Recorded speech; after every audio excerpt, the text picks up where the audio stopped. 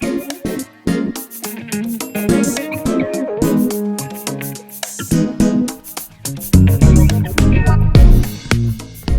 boys and girls. Today's story is called The Sorcerer's Apprentice.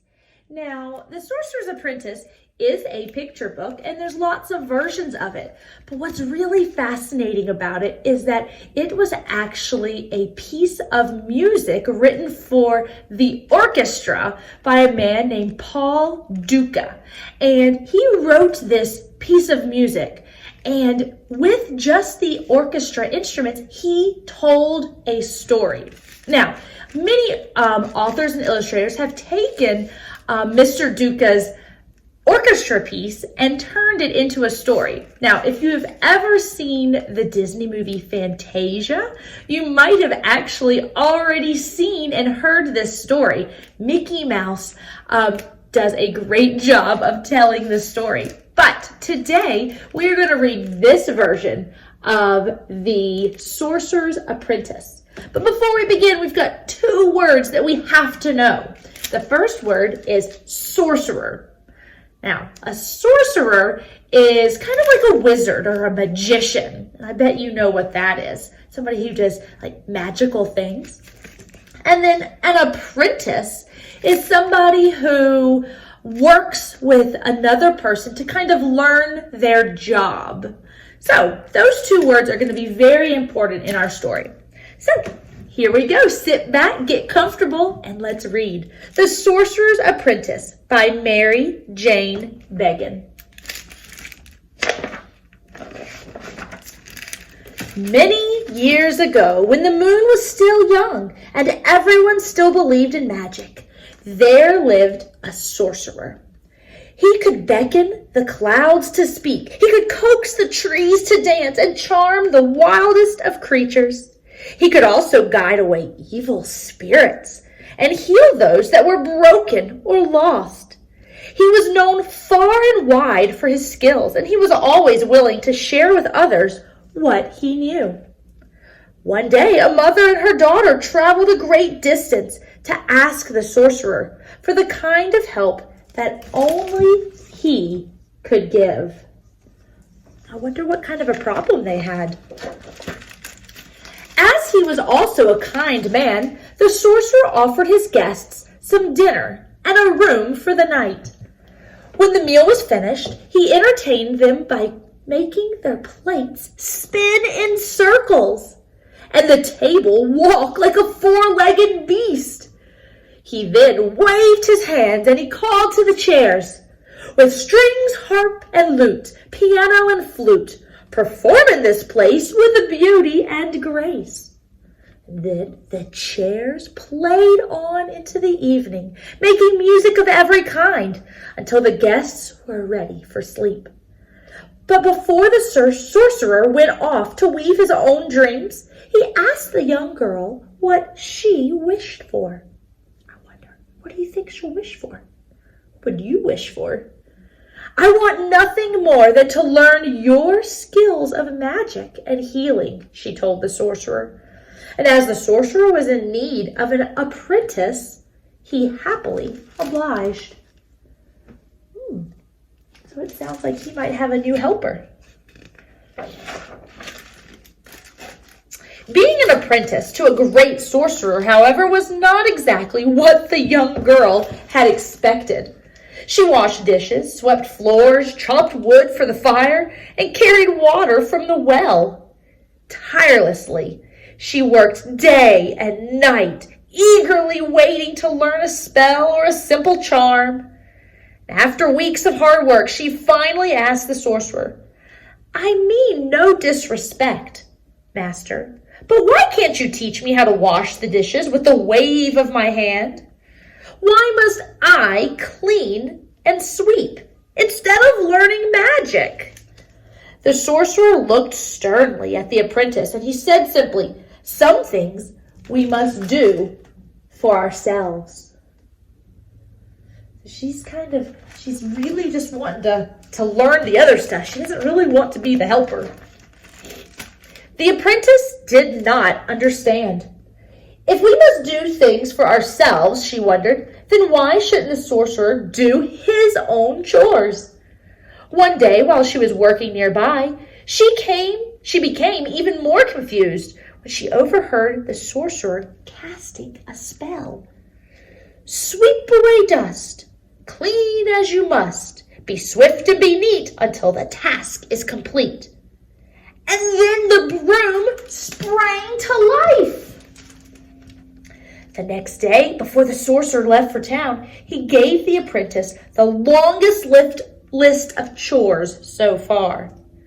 One task after another she completed, tiring and becoming more careless as the day wore on.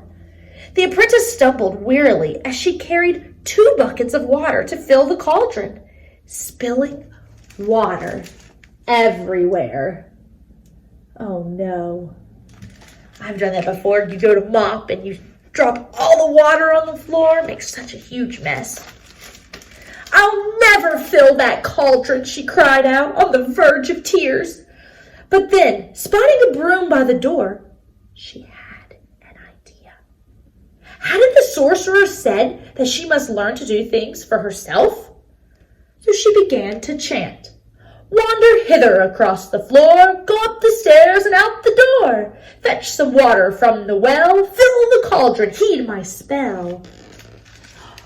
Oh dear. What do you think is going to happen?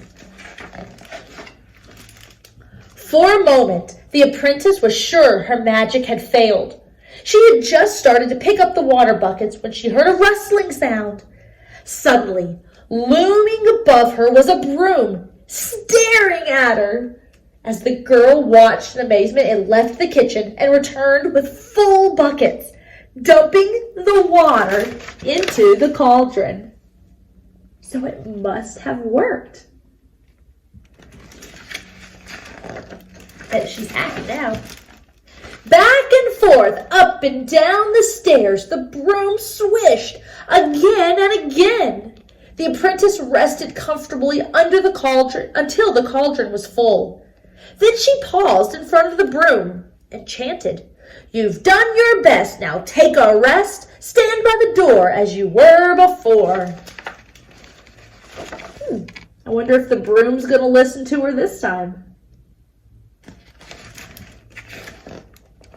But the broom would not stop.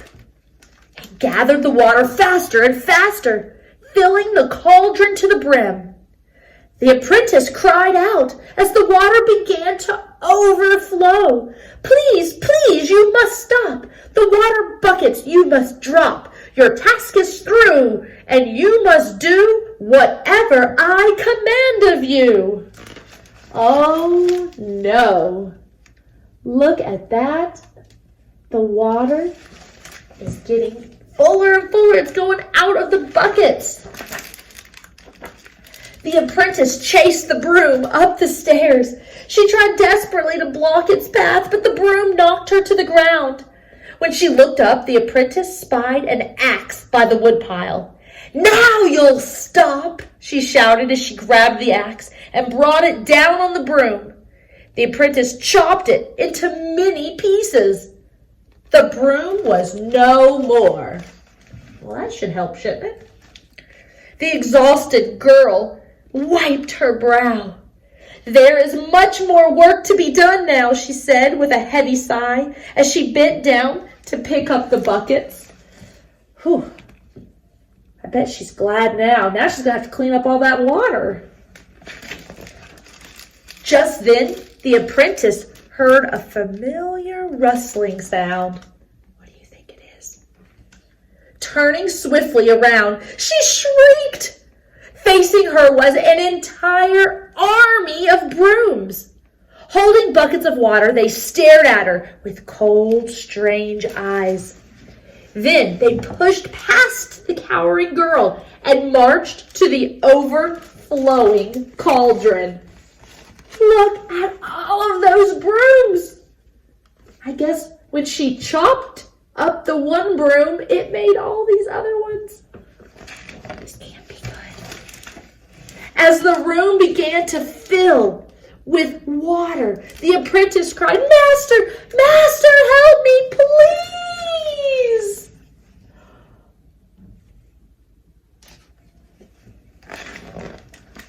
The sorcerer, who was just returning from the village, heard the apprentice cry out, and he raced down the stairs. Seeing the chaos, he stretched out his hands towards the broom and chanted, "Be as it was. That is my will. Brooms and water shall now all be still." The water rose high into the air and swirled past the sorcerer back to the well. The army of brooms disappeared in a cloud of mist. And when the apprentice looked around the room, the old broom was back in its place, and everything was as it had been. So he must have known what to do.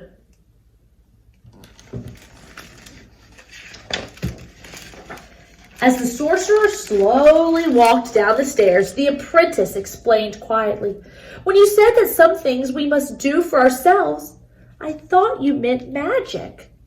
The sorcerer looked at the apprentice with smiling eyes, but serious words.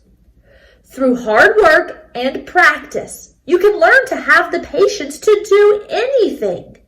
And a good sorcerer must be patient above all else." He placed his hands gently on her shoulder. "Do you understand?" "I think so," answered the apprentice. "But if that is so, why then did you use magic to clean the room?" "Ah," said the sorcerer, understanding her confusion. He answered simply, "The hard work of a sorcerer is not the same as that of an apprentice. Someday you will understand this more clearly." The apprentice nodded solemnly and with great relief.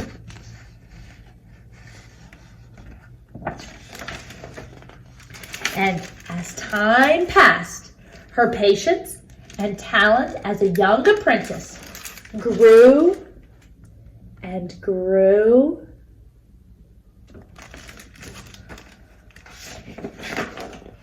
until one day, many years later, she too became a sorcerer. It was only then that she understood exactly what the sorcerer meant. The end. Now, I hope you enjoyed this story. This one is The Sorcerer's Apprentice by Mary Jane Begin. But there are many. This is another one about the Sorcerer's Apprentice. And then there are many, many more just like it. I hope that you enjoyed this story, and I really encourage you to go and listen to the orchestra piece of The Sorcerer's Apprentice and really listen to the music that's played, and you'll be able to see when the water is flowing everywhere, the music gets wild and crazy. And then the music slows down, and the whole piece tells the story of this Sorcerer's Apprentice. All right, boys and girls, I hope you enjoyed that story, and be sure to like and save and whatever else so that you will get notifications when a new story comes up. I'll see you next time.